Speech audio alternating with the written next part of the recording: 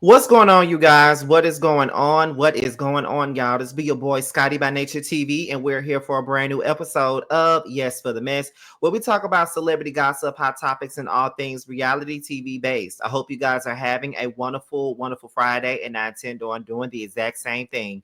What is going on, y'all? Now, this particular video is mainly celebrity news, social media influencer news, more so than reality TV news like the last video was. So we're getting more into the celebrity gossip of it all, y'all. So that's what we're here to talk about right now.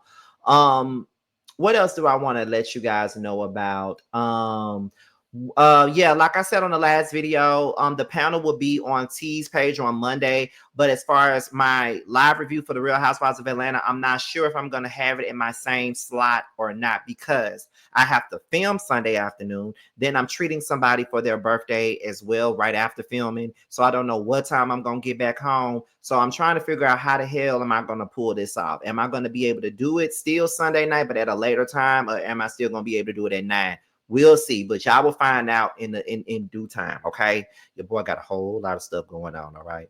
But with that being said, that's pretty much all that I got to remind you guys about. So we're going to go ahead and get into the first story of the day, y'all. And that involves social media influencer B. Simone. Now, she's kind of under fire right about now. Her and her friend Shakana did a conversation after where they sparked a conversation after a very vulnerable moment on the Let's Try This Again podcast, where Shakana opened up about the challenges of being best friends with a celebrity, in her case being B. Simone.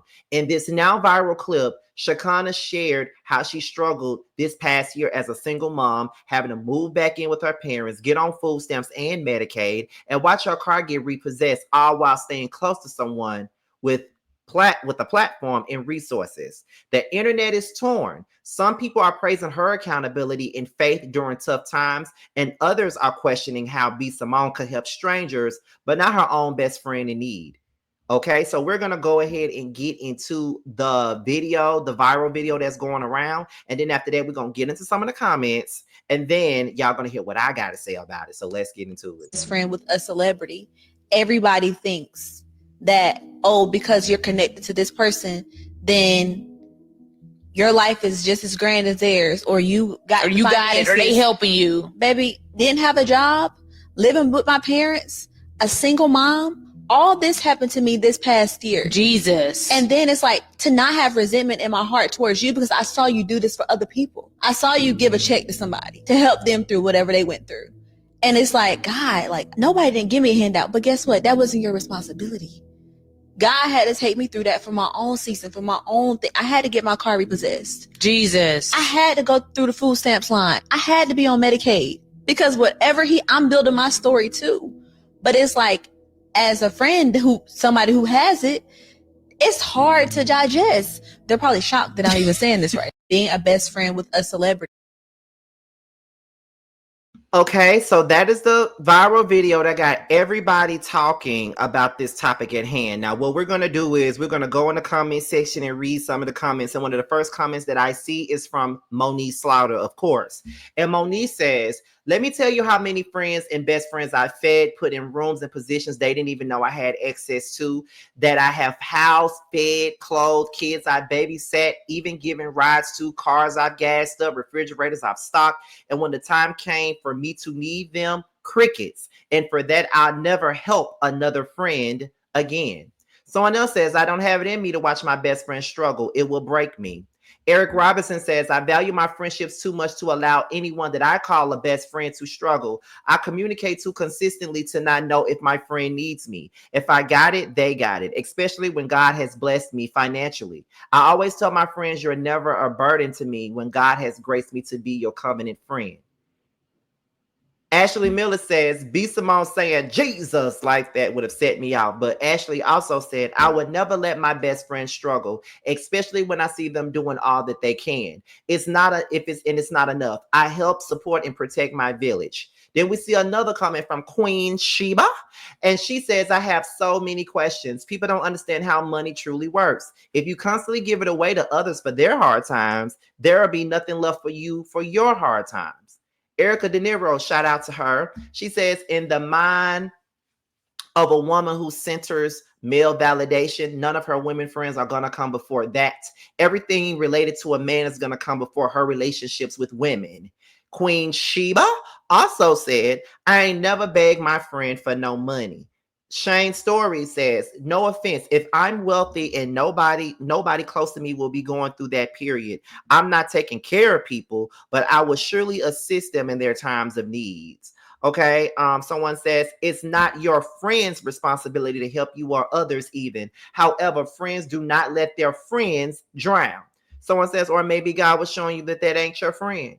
She's sitting up there yelling, Jesus, girl, why didn't you help your best friend? Okay, so those are some of the comments that are being said in the comment section, y'all. And let me just go on record and saying this, y'all, because y'all, like I said, I was gonna read the comments and then I was gonna tell y'all my own thought process on this situation, right?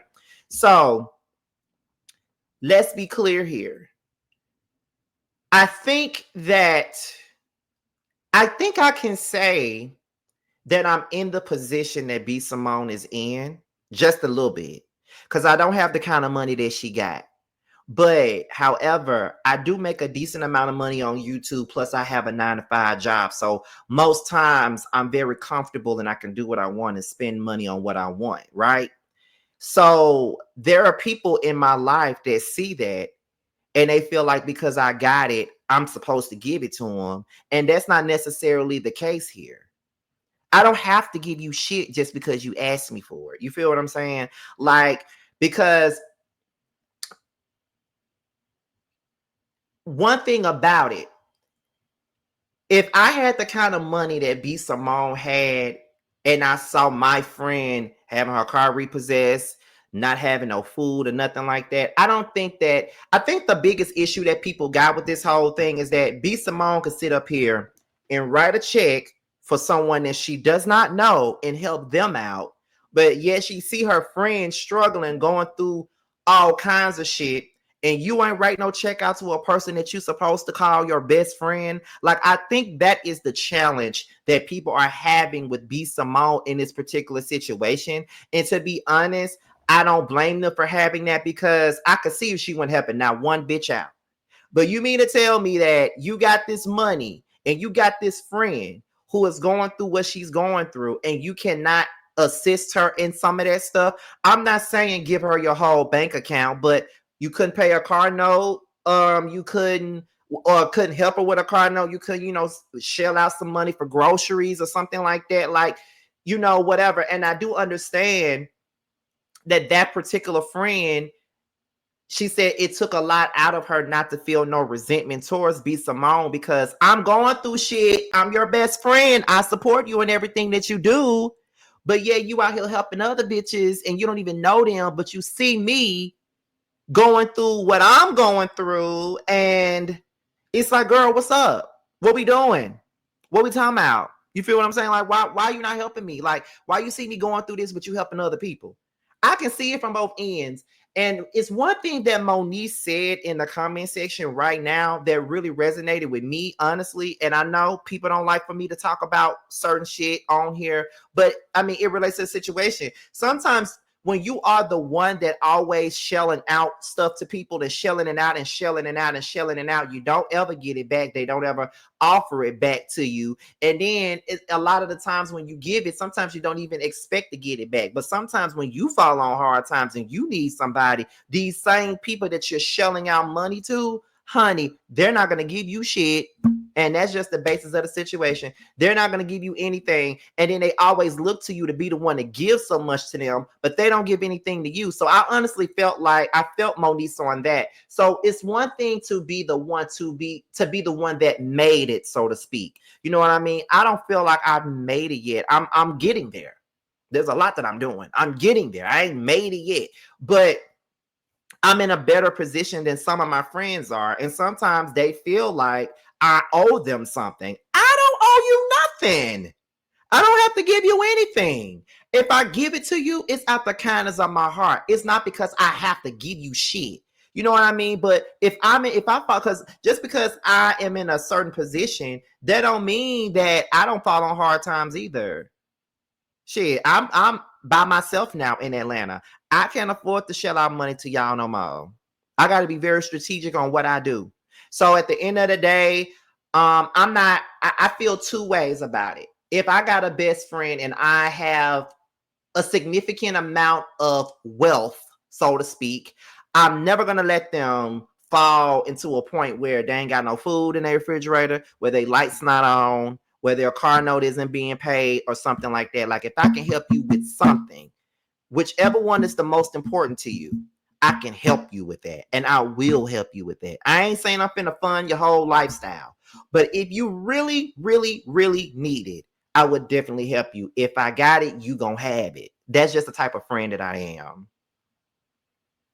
That's the type of friend I am. But I also have to also look at it in another lens. Sometimes people take advantage of the fact that you got a specific amount of wealth or a specific amount of money where you can do certain things that they cannot do, and you got the range to do it, and they feel like because you got it, you got to give it, but you ain't got to give nothing. That's just the truth of the matter. So for me, I couldn't personally allow my best friend to sit there and be in the place that they're in. Like, you need a car, you got kids, you got to get around, girl. Do you want Cash App? Do you want Zelle? Do you want Apple Pay? How much is this car note? And I'll pay your 2 months down. This is if I had that kind of money. I ain't got that kind of money yet, but I'll be like, let me pay for your next 2 months for your car note, so you don't have to worry about it right now. Okay, what about your lights? How much your lights is? $100. Okay, I'll send you $100. I do some shit like that, like just so you can have some room to breathe and you ain't got to worry about nothing for a while. Ain't no wrong with doing that, but also people are not obligated to do anything though. People are not. We also got to take into account that motherfuckers are not obligated to give their money to nobody or to do anything for nobody, because at the end of the day, you earn that money. That's your shit. So can't nobody really tell you what to do with what you got, what you earn. You feel what I'm saying? That's what I take from it. I don't know about y'all, but I can see it from both ends. But that's just me. So I'm not really mad at B Simone, but I do kind of look at her like, you mean to tell me that she was going through all that and you writing checks for other hoes? Child. Oh, okay. But that's just me. So let's move on to the next topic, and that is Miss Angela Simmons and Yo Gotti. Now, Angela Simmons, she did an interview with Angie Martinez, I believe, and she confirmed that they broke up. And from the sounds of it, it don't look like it was something that she necessarily wanted to do, but we're gonna listen in on what she said, and I'll be right back. It's all love. Like, it's not your choice. I wouldn't have chose it, but it was what was best. But I wouldn't have chose it. No. What are you saying to me right now, Angela Simmons? I'm saying that I'm a lover. I love love. I love relationships. This man proclaimed that he wanted to get with Angela Simmons. This man like pursued you. So you're not telling me that he ended. Did he end the relationship or did? No, it was my choice. I had to make a decision. Was there heartbreak involved? Yeah. It's hard. I feel like for me with relationships, because I get really invested, and I'm like in. When I'm in love, I'm in love. Like, which means like I'm staying with you. But yeah, my feelings, it didn't feel good. Right now, you're in your single girl era again. Not by choice, but I respect him. It's all love. Like, it's not your choice. I wouldn't have chose it, but it was what was best. But I wouldn't have chose it. No. What do you? I didn't realize it was still playing. It was playing over again. But yes, Angela has pretty much told us that her and Yo Gotti are no longer together. But she's saying that it's not something that she would have chosen on her own. She said that she made the choice, but it's not something that she would have wanted for herself. That's basically what she's saying. And I was looking at a comment in the comment section, and based on what they said, someone says, reading in between the lines, it sounds like the feds are coming and she's not in a position to mentally hold him down, so she dipped. I mean, that could be a reason. Forrest Rock, shout to her. She also said, might have gotten too serious around there with Yo Gotti's label being targeted and all. Sounds like she had to leave him for her safety, but she still wanted to be with him. And I believe that could be the reason. Is it too far-fetched to believe that? Because I don't think it's too far-fetched at all. I do think that there probably was a possibility that there was a lot of danger involved and there was some things going on that she probably wasn't really ready for, certain things that she probably couldn't handle on her own, to be quite honest.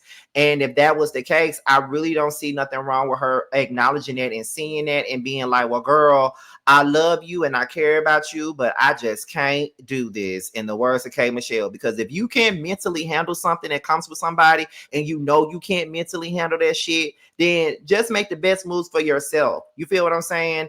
I've never just been a fan of Angela Simmons like that by watching her on Growing Up Hip Hop, of course, but I respect her for making that decision for herself. Although she made it, that wasn't a decision that she wanted to, because I feel like she still wanted to be with him, but there were outside things going on that kept her from being with him, honestly. And I can't really blame her if that's what it was. I mean, if her safety was being compromised, then she had every right to get the fuck on and leave. Every damn right to get up and leave, honey. Okay, every right in the world. Because honestly, if it were me and I felt that way and I felt like, oh no, this ain't working for me. Oh no, this is too dangerous. I love my life. I can't be a part of this target. Then I would have got up and left too, to be honest. I ain't even gonna sit up here and tell you no lies. I probably would have got the fuck up and left too, honestly, because it's not, we always want to hold a man down through all their, good and their bad and all of those things. And I don't really see nothing wrong with holding nobody down, because I've done it, and sometimes, and I do it a lot, and sometimes to my own detriment, but I don't see nothing wrong with doing it. But sometimes when you know that this is not the right thing for you, as much as you love that person, you know that you got to love yourself a little more to know that this is something that I can't deal with. And we really don't know exactly what happened, because she's not really giving out any details as to what happened or why it happened. She really not giving out much. And I really don't blame her, because that's their breakup and that's the way that they chose to deal with it. But I do respect her for keeping it to herself. You know what I mean? But shout out to Angela Simmons for making a decision for her own self, her own safety, and what she needed to do. Okay. So let's move on to the next topic. So let's get into Johnny Gill and Eddie Murphy. Now, that's not a good picture of Johnny Gill at all. Before I had to say that before I say what I want to say, but I've always had the biggest crush on Johnny Gill. I always thought that Johnny Gill was so fine as a grown man. For real, I've always thought that Johnny Gill was a fine ass, dark skinned, chocolate ass man. But y'all know I love me a dark skinned ass man. Y'all do know that. I love me a dark skinned man. But however, I think it was one of Diddy's escorts did an interview or some sort with Armand Wiggins, and he pretty much told Armand that he saw Eddie Murphy and Johnny Gill kissing at a Hollywood party, and they were going at it like swallowing tongues, bitch. That's what he said. Now we're about to go ahead and get into that, and all the credit goes to Armand Wiggins, because this originally came off of his channel, and y'all do know that I love and adore me some Armand Wiggins. Y'all know that that's one of my biggest inspirations in the world. Shout out to Armand and everything that he has going on. But let's go ahead and get into it, y'all.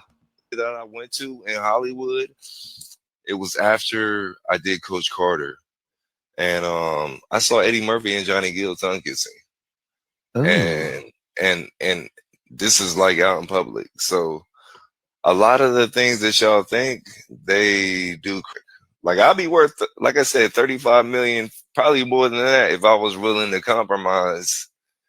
But I'd rather be broke than good. Okay, and so they talking about get back to Eddie and Johnny. When you saw Eddie and Johnny tongue kissing, was it like, what was that really quick?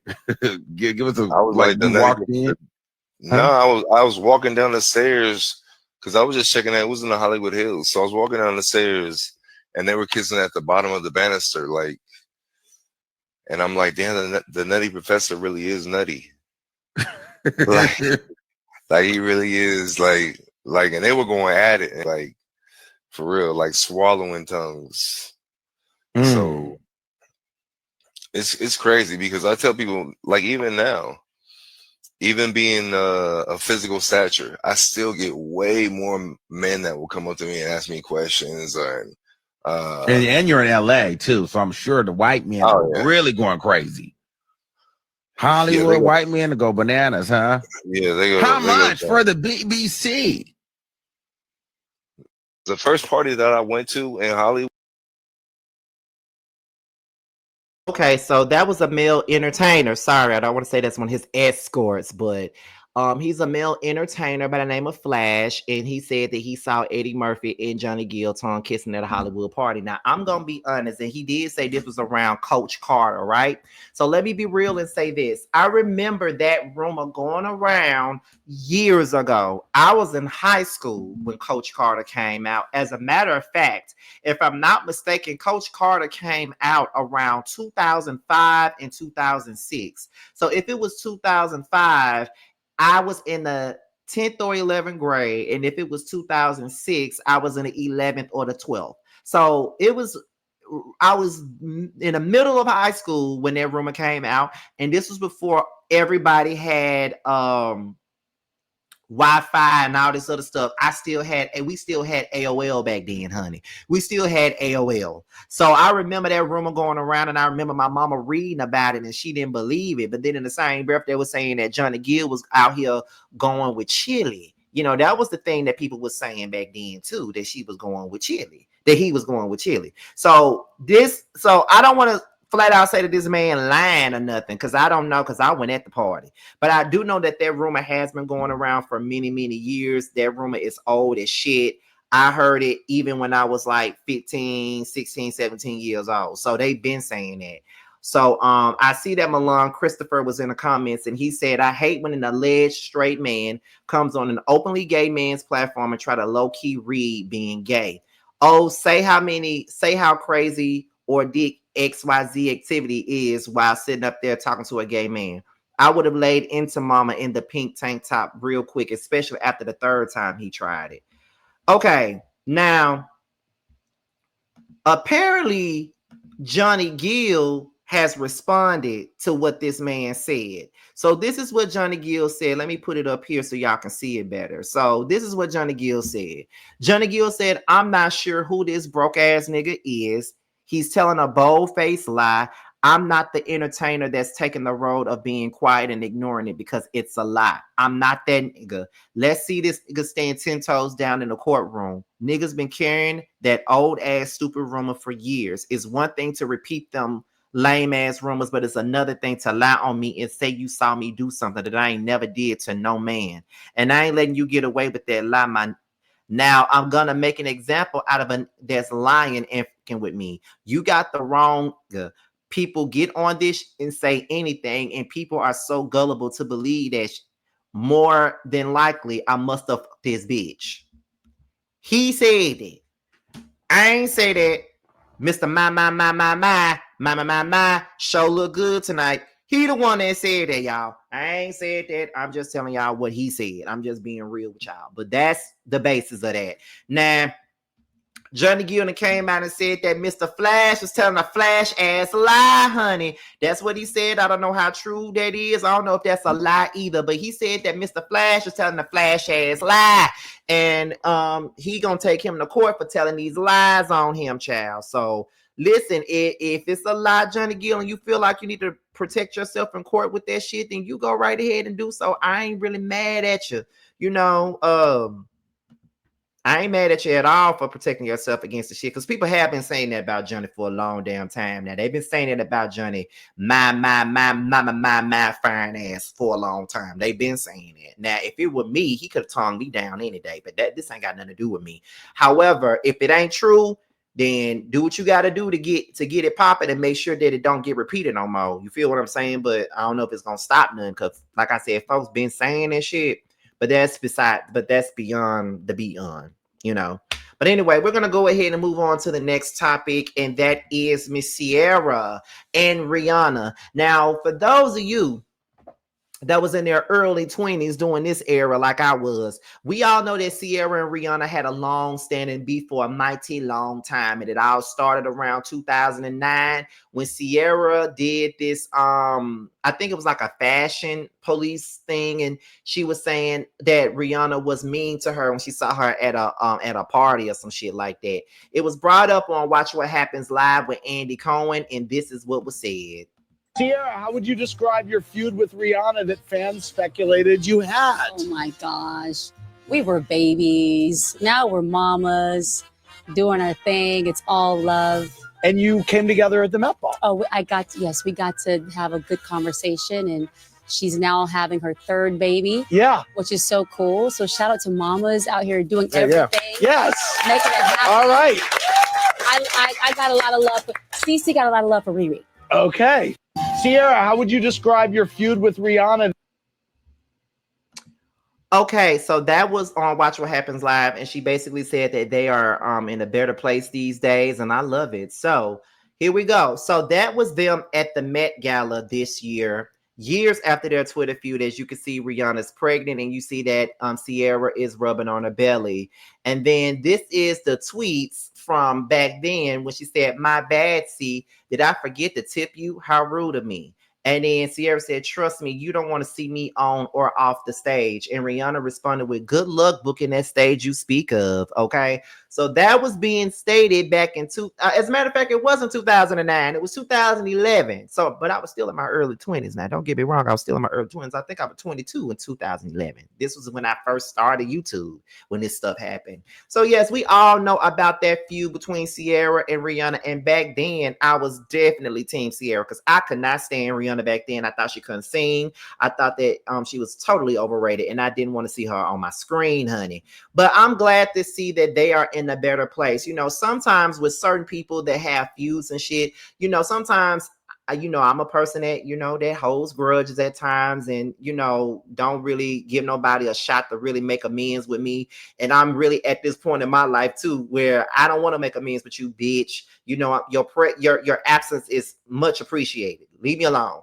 But when I see people like Ciara and Rihanna who are really running shit during their time, make amends, I really love seeing that. So shout out to Ciara and Riri really making amends. I would say that y'all need to come together and do a record together, but that's asking for too much.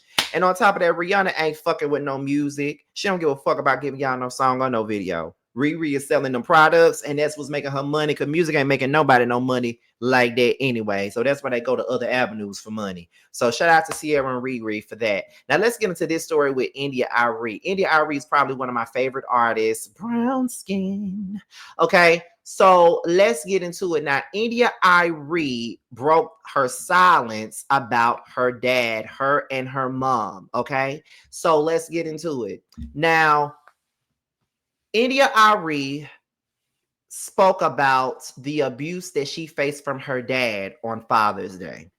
Alongside her mama, Joyce Simpson, the Grammy-winning artist opened up about a painful family secret that involved her father, former professional basketball player Ralph Simpson.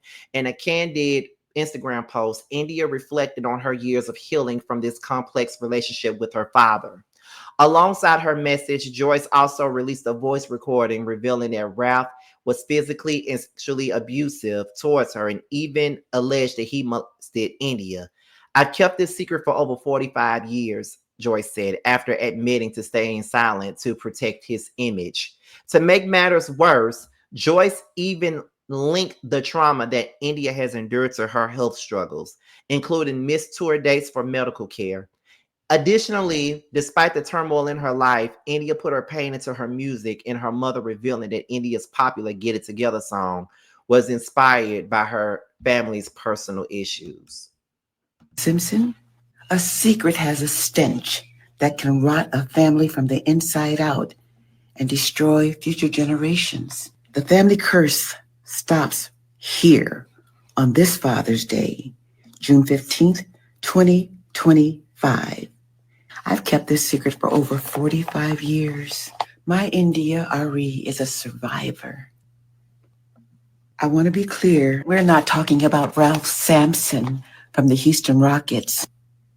Ralph Simpson, the former ABA, NBA basketball player with the Denver Nuggets, the Philadelphia 76ers, the Detroit Pistons. Your daughter, India.Arie. Yeah, that Ralph Simpson. I've kept this secret for over 45 years. You, Ralph Simpson, you said husbands can't rape their wives. You raped me. I stayed for you, Ralph Simpson. A secret has a stop trying to reach out to her for money or forgiveness. India said she wrote about the abuse in a song called Get It Together. A part of the first verse of the song says, "One shot to your heart without breaking your skin. No one has the power to hurt you like your kin. I kept it inside. I didn't tell no one else. I didn't even want to admit it to myself."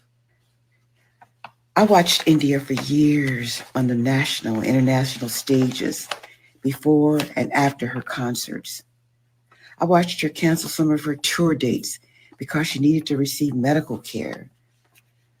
She just struggled. She struggled. She carried that weight around. Stop trying to reach out to her. Ever. One more thing. I will never forgive you for stealing your son's money.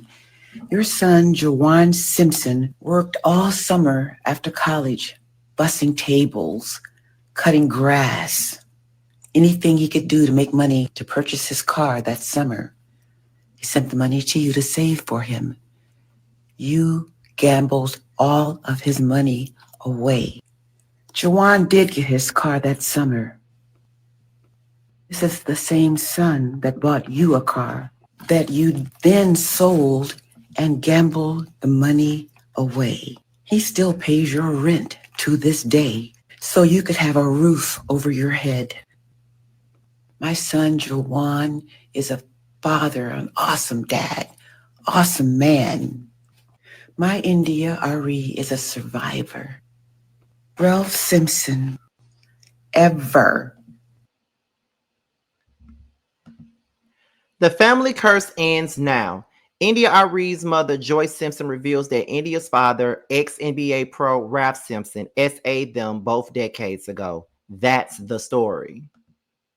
If you have a good relationship with your father, count it as a blessing. A lot of us do not.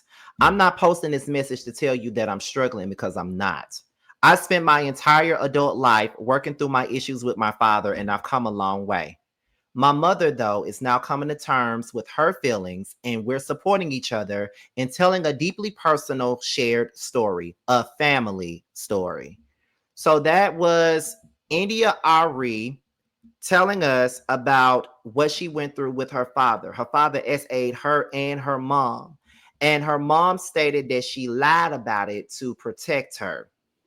Not protect her, but to protect her husband's image as a basketball player.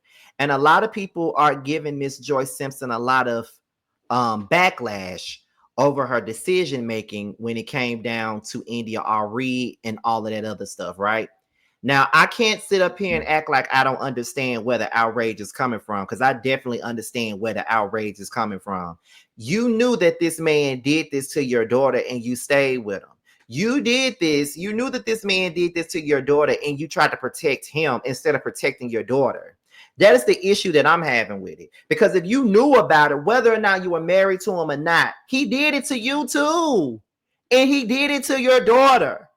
And there's really no excuses as to why you protected it, because no matter how you try to make this shit look and try to, give us a way of thinking about it, it really don't matter, because all we see is there was a child that was violated and you as a mom didn't do anything to protect that child.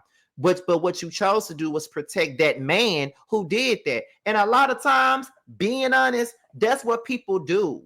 They sit there and they protect the perpetrator instead of protecting the child. I would never understand why people do that, because men, whether it be a woman, whether it be a man, no matter what kind of abuse it is, whether it is sexual abuse, whether it's just physical abuse, they always protect the perpetrator, and they always make the child in the situation be guilted by the pain and suffering that they're suffering from and all of the stuff that they're dealing with. And they choose to make the child feel guilty for having feelings about the things that they have been seeing and the things that they've been experiencing with this situation. And I would never understand why that would even be okay. Yeah, y'all are brave for telling y'all story and all this other bullshit, but I'm sorry, but I side eye the mama. I ain't gonna sit up here and act like I'm not. I side eye the mama wholeheartedly. I side eye the mama. And people can feel however they want to feel about me saying that, but I side eye the mama. That's how I feel. And that's just what I see. I side eye the mama. But that's just me. Moving on to the next one, we get into Mr. Tyler Perry. Now, Tyler Perry, Christian Keys, anybody? But anyway, let's get into what we're here to talk about. And this story, I didn't even want to talk about this shit anyway, but I knew I had to. So let's go ahead and get into it. Now, according to TMZ, the actor of the Oval, his name is Derek Dixon. He's suing Tyler Perry for $260 million. He says that he met the famous show creator back in 2019 and was picked out of a crowd. He claims that Tyler asked him for his number. He ended up giving him a small role on the show called Ruthless. In 2020, Perry allegedly invited Dixon to his house in Atlanta. Dixon says that he had hopes of building a friendship, but ended up getting drunk and sleeping in Perry's guest room. He claims that at some point Perry got into bed with him and rubbed his thigh, but he rejected the alleged advance. Despite the first situation at Perry's home, Dixon says that Perry was still interested in him and gave him a role on the Oval. While he was excited about the role, he says that it came with text messages from Tyler that was sexually suggestive. Tyler allegedly told him that he likes to have sex with men and asked about his sexual preferences. Instead of completely rejecting Tyler, Dixon says that he told him that he wasn't the sexual type instead. He claims that he feared that his career would suffer if he complained. Dixon says that Tyler invited him over again in late 2020 and he went. He says that things started off nicely with a nice welcome, but Tyler became sexual and allegedly asked if he likes it rough in the bed and then grabbed him by the throat. He claims that Tyler said, "Look at how excited you just got." Dixon says he stopped Tyler, but has messages to prove his claims of sexual harassment. In one alleged text, Tyler says, "I would fuck you." In 2021, Dixon claims that he was back at home again, and Tyler allegedly yanked down his underwear and grabbed his butt and telling him just to let it happen. He says he filed a complaint with the EEOC in 2024 and quit the Oval. He's suing for quid pro quo, workplace sexual harassment, battery. But Tyler's lawyer says that this is Dixon's attempt at a shakedown. They claim that Dixon got close to Tyler to run this scam. Now, here are some text messages. Okay, so let's get into them. "I can call you later or tomorrow." Okay, so then Tyler says, "You have a really fresh voice and take on things. I don't know where this is going, but I laughed the entire time. I could see the world and the characters. My exclusivity ends." I said that wrong, but whatever.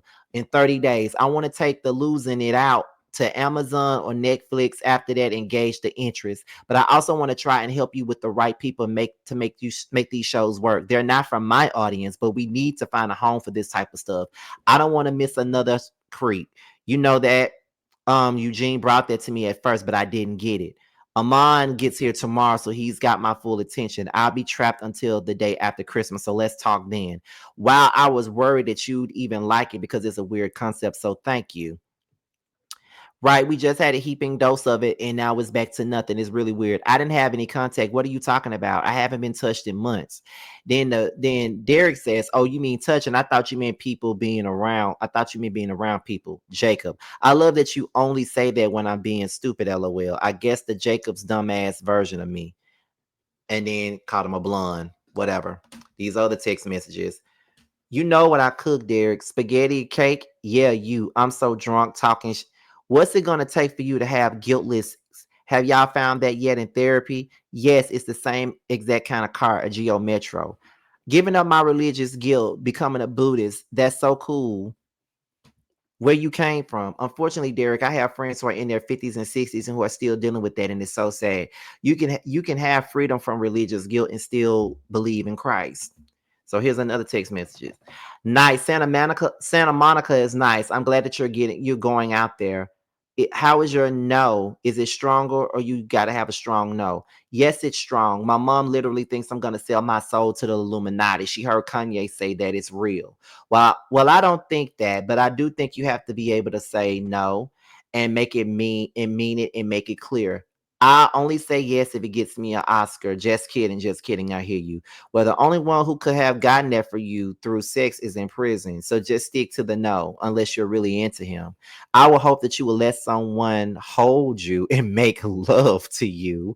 You are missing the best years of your life, my friend. Trust me. I hope you get past that block in your mind soon. Well, it's not this person, but yes, I want that too. I'm working on it. Therapy is helping. I am saying he hope somebody would make love to him. Tyler. What the fuck? Okay, anyway, why did that photo make me jealous? You two together. Ha ha ha. I don't know. Okay. So then they says it's just Brad, LOL. And then Tyler says LOL. He just wants to go for a quick walk to get his steps in. And now I'm walking to Chipotle by myself, LOL. Big Derek, get that Chipotle. How can you tell that from the photo? No, I can't. Only from your jeans. Ha ha ha. That's how I measure too. If I'm not filling them out, I'm not working hard enough. Right. Okay, so I think that is those. He got a lot of text messages, child. Um, Let me see. I already read that one. I already read that one too. I need to smell the roses more. Tyler says, you are the rose, but you are so blocked that you refuse to be smelled or opened. He said, opened. You heard it? He said, opened. It's the sexual innuendos in these text messages that got me looking like, what the fuck? You feel what I'm saying? Like, what the fuck? You know what I'm saying? But anyway, moving on. What else is going on, child? That is sweet. I'm working on it in therapy. I'm really scared that I'm going to waste my life worrying. Been there, stopped somewhere in my late 30s, early 40s. How do they make money then? Subscriptions? Tyler says they make money from the advertisement, lots of money. I love how I feel right now, but I don't like being horny. Testosterone. Oh yeah, from the doctor, but is it making you feel better? I feel so good, but I don't like being horny. I feel sorry for the first person that flirts with me, LOL. And then Tyler responds with, you don't understand. And then he said, tried you, call me. Hey, I think the hangover hit me harder than I thought. Can we talk later? Yes, it was quick, but okay. I really need to talk to you, my friend. Please call as soon as you can. And then that was 2 days later, trying to do rooms on the boat. If I invite Bill, would you be okay with sharing a room with him or not? Hey, I appreciate the invite, but I think I need some more time. Okay, let's see. Let me see. But I swear to you, I don't know how to fix this ish. I love in a show that no one expects. You could be sipping on my ties, counting coconuts right now. Think about the last episode. They are all we don't know who lives exactly. No, they are not. Okay, whatever. So someone says, treat myself. What are you doing? Derek, just talking to my sister. Iro, fine. Good night. I go through the 600 people in my phone book and be annoyed that I don't want to talk to none of them. Trying to get off so I can go to sleep. I understand, LOL. LOL, apparently you're not the only one that's been drinking tonight. I just started. They didn't. So someone says, okay, so that's Tyler. Listen to me. If you let the cast know that you and I have a new friendship, then you're opening yourself up to a lot of questions and foolishness. You want them to know that you are there because of your talent and not because we have a friendship or because Tony got me to give you the job. You earn your spot like everybody else. Don't give people an opportunity to play you small or they will. I can't teach you everything. Unfortunately, there are a lot of things that you'll have to learn for yourself. Because when we go back to work, I'm not going to know you. I don't have any friends that work for me, my friend. Professionalism is the key. You're totally right. I hope you got it, my friend. That makes total sense. And just watch the behavior of everyone around me on set. Yeah, I will. Don't give anyone that opportunity because work is work. And someone else, here go the other ones. They're stupid to think that. So stupid. I'm gonna have a come to Jesus moment with them. I think I'm gonna I'll get that'll do it. They'll be like, wait, I may need to shoot this early, like Tuesday, or maybe that Beyonce song on the loudspeaker. I was just about to text you this.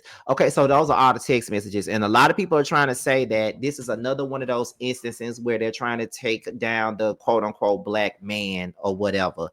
And here's what I think. I don't really think it's more so about taking down a black man. Honestly, I don't think that that's what this is. I just feel like if a person, I don't care who it is, because again, I like Tyler Perry for the most part. Okay. Like I support whatever, because I'm just watching, divorced sisters and stuff. So I do be watching his shit, although sometimes the shit be a mess.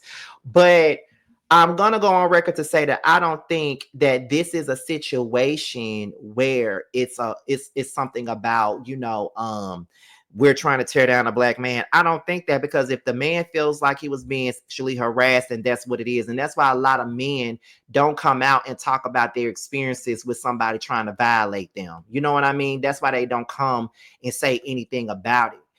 Trust me, I know, because sometimes you won't be believed, especially when it's dealing with a person that everybody knows, or a person that's very beloved. They're not going to believe you. They're going to think that you're lying, and then you're going to be shunned for just speaking your truth. So I don't never want that for nobody. You feel what I'm saying? But those are the cards that we're dealt in this damn world. But we'll see how this story continues. But the last story is Fat Joe, who is also being accused.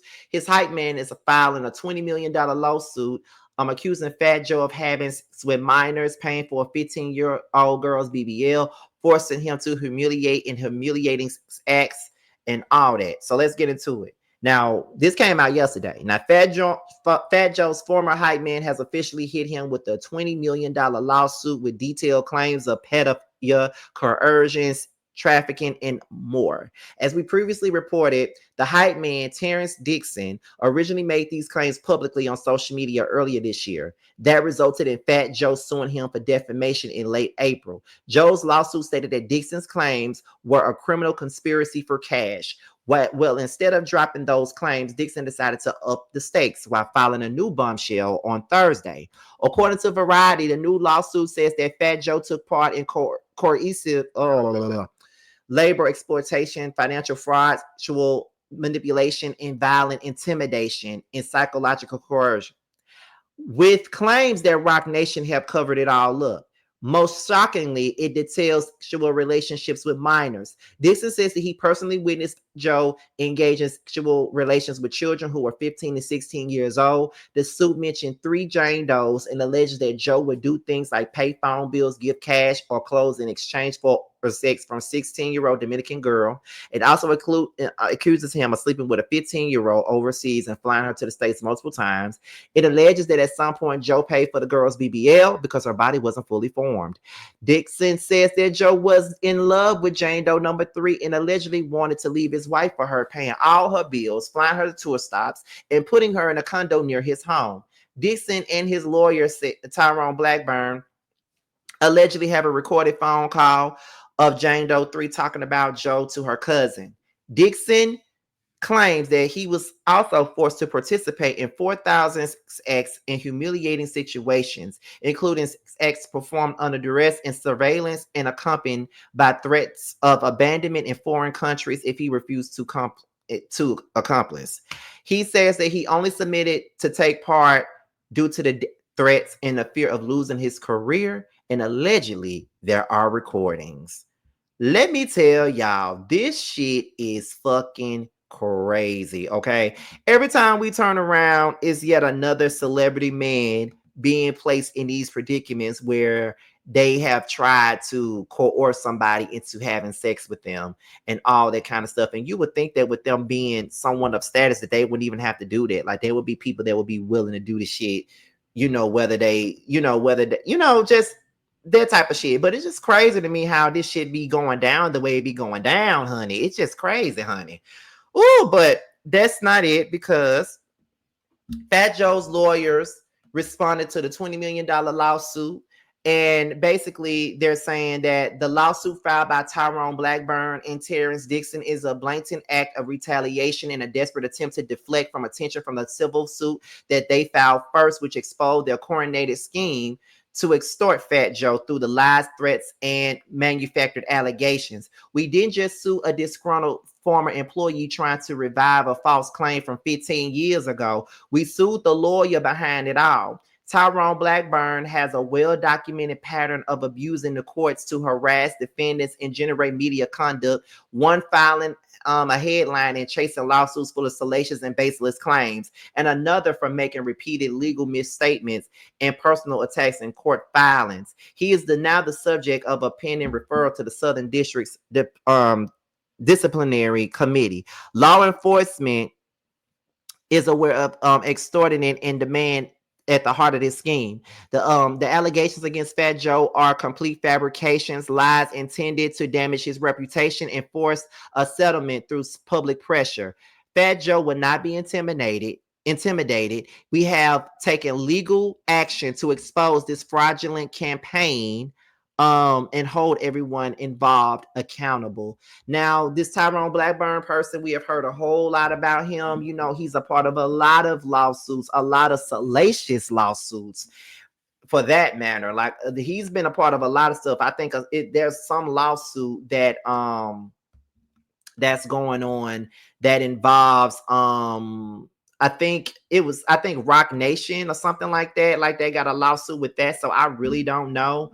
But that's pretty much the gist of that. So we don't really know what's going on. But like I keep on telling y'all, I don't really be putting nothing past nobody these days. I'm just gonna wait to see how this shit plays out. So how do y'all feel about the Fat Joe case? And how do y'all feel about the Tyler Perry case? This is all I got for you guys. I'm Scotty by Nature TV, and I'm out of here. Be sure to like, rate, comment, subscribe. My social media presence is at the bottom. Be sure to especially follow me on Instagram, because that's where I'm at most of the time. But with that being said, I'm out of here, y'all. Until the next video. Bye.